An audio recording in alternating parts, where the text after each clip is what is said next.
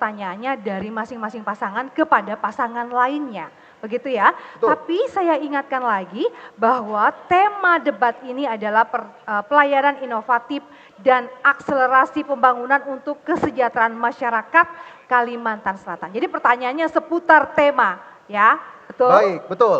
Dan pertanyaan serta jawaban di segmen ini boleh diberikan oleh calon gubernur maupun calon wakil gubernur dari masing-masing paslon. Kami persilahkan paslon dengan nomor urut 1 untuk bertanya kepada paslon nomor urut 2. Waktu yang diberikan adalah 1 menit dimulai saat Anda berbicara. Terima kasih. Untuk mendukung Indonesia Emas 2045, maka diperlukan pertumbuhan ekonomi Kalimantan Selatan rata-rata 8%. Untuk mewujudkan itu dengan antara lain melakukan program hilirisasi di Kalimantan Selatan. Pertanyaan, menurut Ibu hilirisasi apa saja yang telah dilakukan di Kalimantan Selatan dan apa lagi yang harus kita kembangkan yang akan datang? Silakan. Waktu masih ada, ingin ditambahkan lagi pertanyaannya Bapak? Ada pertanyaan lagi Bapak. Baik, cukup. Dan selanjutnya kami akan persilahkan paslon nomor urut 2 untuk menjawab. Waktu yang diberikan 3 menit dimulai dari Anda berbicara. Baik, untuk menyongsong Indonesia Emas 2045, maka salah satunya memang adalah peningkatan perekonomian. Ya, ini melalui salah satunya adalah hilirisasi industri strategis dari Kalimantan Selatan. Yang kita tahu bahwa hilirisasi industri ini ada yang hilirisasi industri seperti smelter, kemudian juga pengolahan batu bara yang sudah apkiran menjadi pupuk. Kemudian juga sawit, ya sawit itu cangkang sawit juga bisa menjadi pupuk. Dan banyak hal-hal lagi yang bisa dilakukan berkaitan dengan hilirisasi industri. Dan juga pertanian juga, kemudian juga peternakan juga.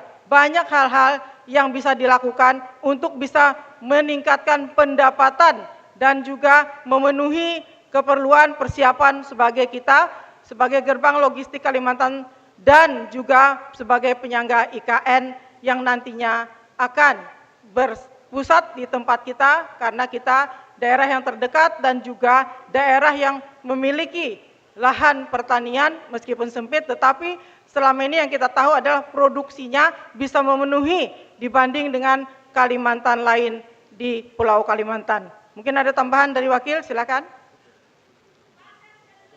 Ya, cukup? Masih waktunya masih panjang?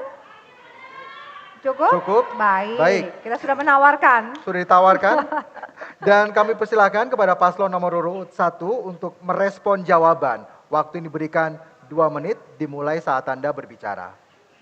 Terima kasih. Pertanyaan kami tadi adalah hilirisasi yang sudah ada.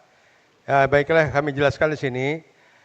CPO atau minyak sawit menjadi minyak goreng. 2, CPO minyak sawit menjadi biodiesel. B30 sekarang sudah menjadi B50.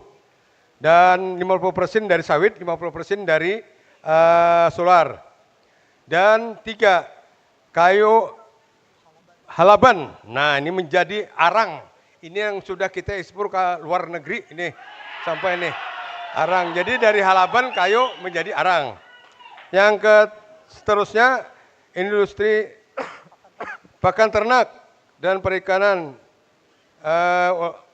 ada juga yang dilakukan di Kota Baru dan juga Indosemen yang dilakukan PT Kun dan Indosemen di Kota Baru. Nah, jadi yang akan datang yaitu kita membangun rencana smelter atau pengolahan nikel. Yang kedua smelter biji besi. Yang ketiga industri albumin dari ikan gabus, haruan menjadi albumin untuk kesehatan di masyarakat kita. Ada tambahan? Pak Jokowi juga sudah mengutamakan hilirisasi ini ya. Oleh karena itu menurut saya ini akan terus dikembangkan juga oleh Pak Prabowo, dan tentunya ini juga harusnya kita kembangkan di Kalimantan Selatan, karena kita semua mengetahui sumber daya alam kita sangat berlimpah di Kalimantan Selatan. Tapi jangan sampai kita hanya bisa memberikan bahan mentahnya saja, tapi harus mengolahnya lagi dengan sedemikian mungkin bisa mengembangkan sumber daya alam itu menjadi sangat bermanfaat, utamanya untuk masyarakat Kalimantan Selatan tercinta. Baik, waktu habis dan kami persilakan paslon nomor urut 2 untuk menanggapi respon dari paslon nomor urut 1. Waktu yang diberikan 2 menit dari Anda berbicara. Silakan. Kembali menambahkan bahwa kita juga sudah melakukan itu tadi cangkang sawit ya, cangkang sawit bisa menjadi pupuk, kemudian juga batu bara itu sudah berdasarkan inovasi daerah ini bisa juga menjadi penunjang bagi pupuk, sehingga yang tadinya penggunaan pupuk sedikit